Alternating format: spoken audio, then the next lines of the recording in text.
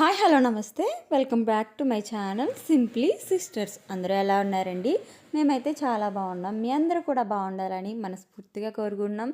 మీ అందరి సంక్రాంతి పండుగ ఎంతో బాగా జరిగిందని అయితే అనుకుంటున్నాము. యాక్చువల్గా నేను ఒక్కొక్క రోజు ఒక్కొక్క వీడియో అయితే పెడదాం అనుకున్నాను, కానీ ఏంటోనండి మనసేం బాగాలేదు, హడావిడిగా మొత్తం అంతా అయిపోయింది. ఓకే అండి, ఈరోజు అయితే భోగి రోజు అనమాట.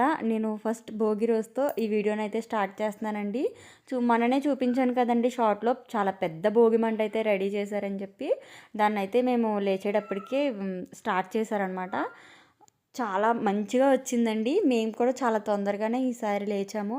4:30 కల్లా మొత్తం అంతా అయిపోయిందండి. మాతో పాటు మా పిల్లలు కూడా లేచారనమాట.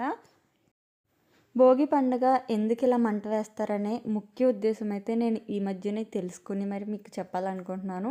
నా వీడియోతో మీకు షేర్ చేసుకోవాలనుకుంటున్నానండి. ఇది చలికాలం కదండి, మన చర్మ రంధ్రాలు అనేవి మూసుకుపోయి ఉంటాయంటండి. అలాగే ఈ చలికాలంలో మనకి చెమట కూడా పట్టదు. చెమట పట్టి బయటకు వచ్చిందంటే బ్యాడ్ కొలెస్ట్రాల్ అనేది బయటకు వస్తుంది అనమాట. కానీ మనకు అలా చర్మరంధ్రాలు మూసుకుపోవడం వల్ల బ్యాడ్ కొలెస్ట్రాల్ అనేది లోపలే ఉండిపోతుంది. ఈ సంక్రాంతి తర్వాత కొంచెం ఎండ రావడం స్టార్ట్ అవుతుంది కదండి, అప్పుడు మనం నలుగు పెట్టి స్నానం చేసి ఇలా భోగి మంటతో చలి కాచుకుంటే చక్కగా చర్మరంధ్రాలు అనేవి ఓపెన్ అవుతాయంటండి ఇప్పటి నుంచే.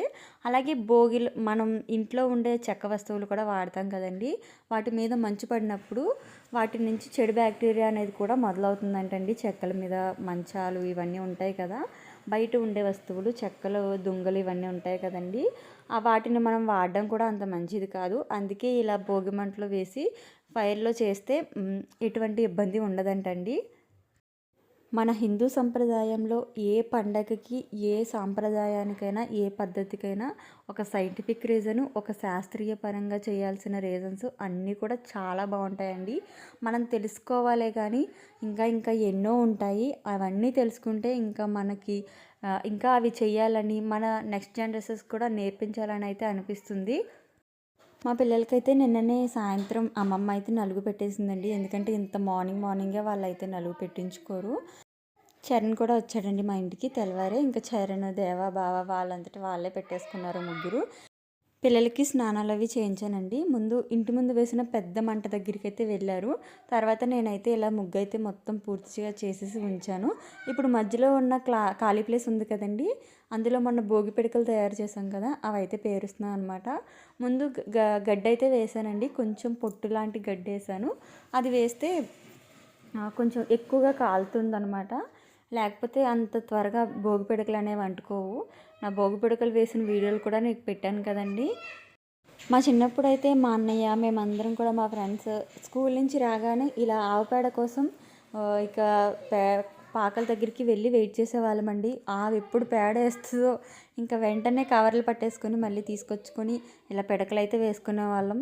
ఒకరి మీద ఒకరు పోటీగా పెద్ద పెద్ద గోను సంచులతో అయితే పిడకలు తయారు చేసుకొని ఎవరింటి ముందు ఎక్కువ భోగి మంట పెద్దగా వేస్తామో ఓన్లీ పిడకలతో వేసేవాళ్ళమండి. అలాగా పెద్ద భోగి మంట వేసేవాళ్ళము. ఇక ఎంత తొందరగా లేచినా కూడా చాలా లేట్ అయిపోయిందండి. అక్కడి నుంచి రజనీ అక్క వాళ్ళు కూడా వచ్చారనమాట. వాళ్ళు వచ్చిన తర్వాత వెలిగిద్దామని చెప్పి భోగి మంట స్టార్ట్ చేసాము. ఇక వాళ్ళు వచ్చిన తర్వాత కొంచెం ఫొటోస్ అవి తీసుకున్నారు మంచిగా. ఇక భోగి మంట వేయడం అయితే స్టార్ట్ చేశానండి. చక్కగా పాటలు అవి కూడా పాడుకున్నాము.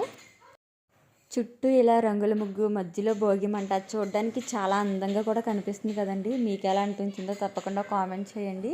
మా పిల్లలు అయితే చక్కగా డ్యాన్స్ చేస్తూ భోగి మంటను అయితే ఎంజాయ్ చేశారనమాట. మా గోపికీర్తి వేసుకున్న ఫ్రాక్స్ అయితే మేమే కుట్టామండి. అలాగే మేము వేసుకున్న డ్రెస్సులు కూడా నిన్ననే కుట్టుకొని ఈ రోజు అయితే వేసుకున్నాం అనమాట. ఎందుకంటే భోగికి కంపల్సరీ కొత్త బట్టలు అయితే వేసుకునే వాళ్ళం, చిన్నప్పటి నుంచి అలవాటు. అందుకే ఇంకా గోపికీర్తి గౌన్స్ కూడా ఎలాగున్నాయో తప్పకుండా కామెంట్ చేయండి. వాళ్ళైతే చాలా బాగున్నాయని చెప్పారు. ఊర్లో కూడా చాలామంది గౌన్లు అయితే భలే ఉన్నాయని చెప్పారు. మీరు కూడా తప్పకుండా కామెంట్ చేస్తే నేను హ్యాపీగా ఫీల్ అవుతానండి. ఓకే అండి, ఇప్పుడైతే ఒక మంచి సాంగ్ అయితే చూసేయండి. ఏదో మాకు వచ్చినట్టు మేమైతే పాడాం అనమాట. ప్లీజ్ బాగాలేకపోతే మాత్రం తిట్టుకోవద్దు.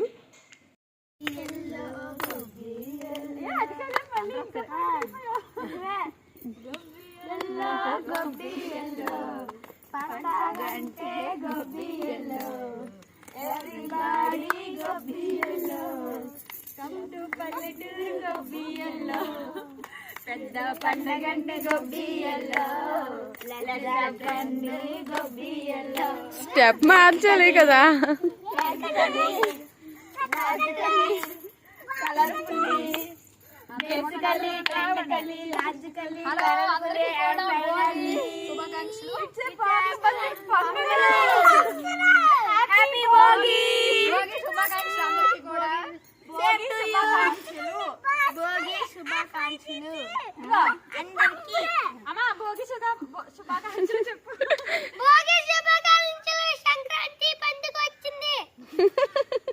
అప్పుడు నువ్వు చెప్పు.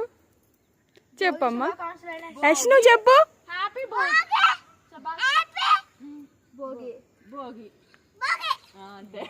యశ్ నువ్వు చెప్పు. యశ్ నువ్వు చెప్పు.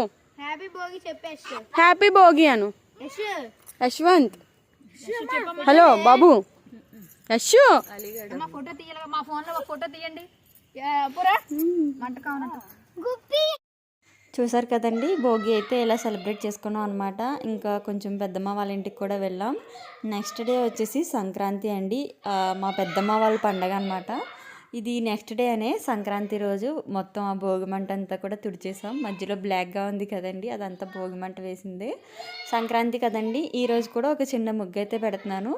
యాక్చువల్గా మాది కనుమ పండుగ అండి. మా పెద్దమ్మ వాళ్ళ పండుగ సంక్రాంతి, కానీ 3 రోజులు కంపల్సరీ ముగ్గులు వేయాలని చెప్పి ఇలా సింపుల్గా అయితే పెట్టేశాను. కలర్స్ కూడా చాలా తక్కువ ఉన్నాయి. ఈ టైంలో మా వాళ్ళని కలర్స్ తెమ్మన్నా కూడా తేరండి, అందుకే ఇలా సింపుల్గా అయితే పెట్టేశాను అనమాట.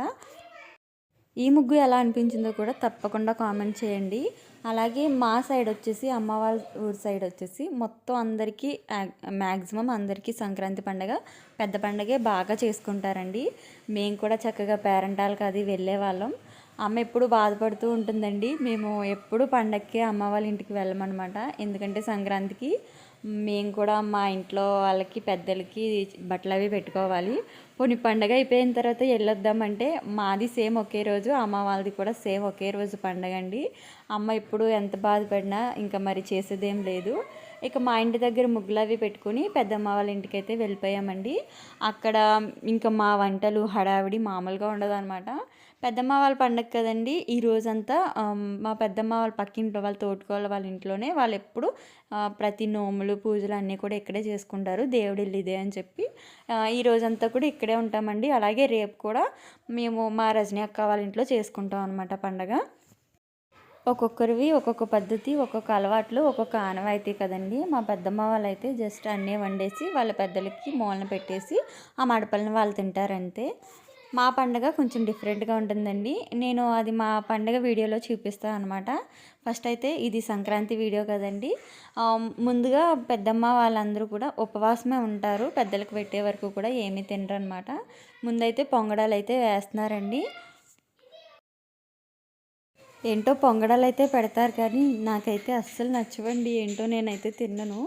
కానీ పప్పుతో కలిపి తింటే బాగుంటుంది. అది కూడా క్రిస్పీగా ఉంటేనే తింటానండి. మరీ మెత్తగా ముద్దగా వేసేస్తే మాత్రం తినబుద్ధి కాదు.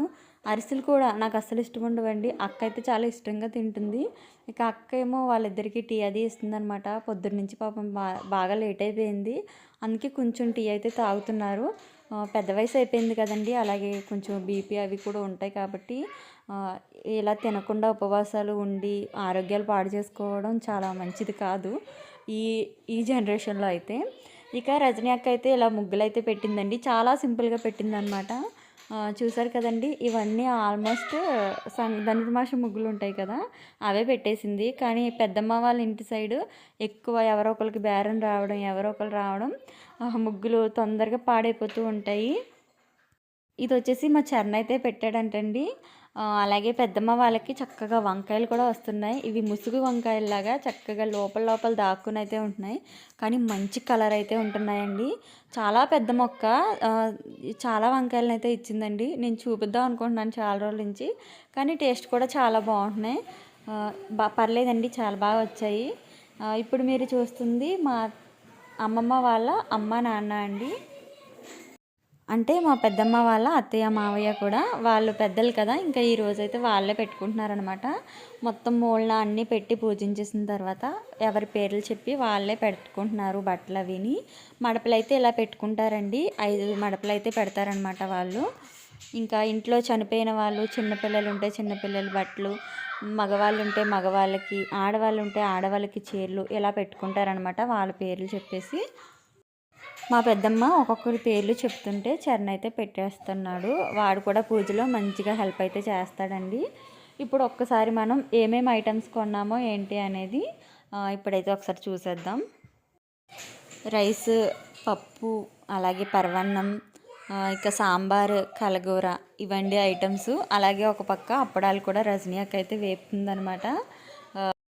ఇక మూలన పెట్టినవన్నీ కూడా అందరం ఒకరి తర్వాత ఒకరు దండం పెట్టేసుకుని చక్కగా పెద్దమ్మ వాళ్ళు అయితే మడపలు అవి తిన్నారు. మేము కూడా భోజనాలు అవి చేసేసామండి.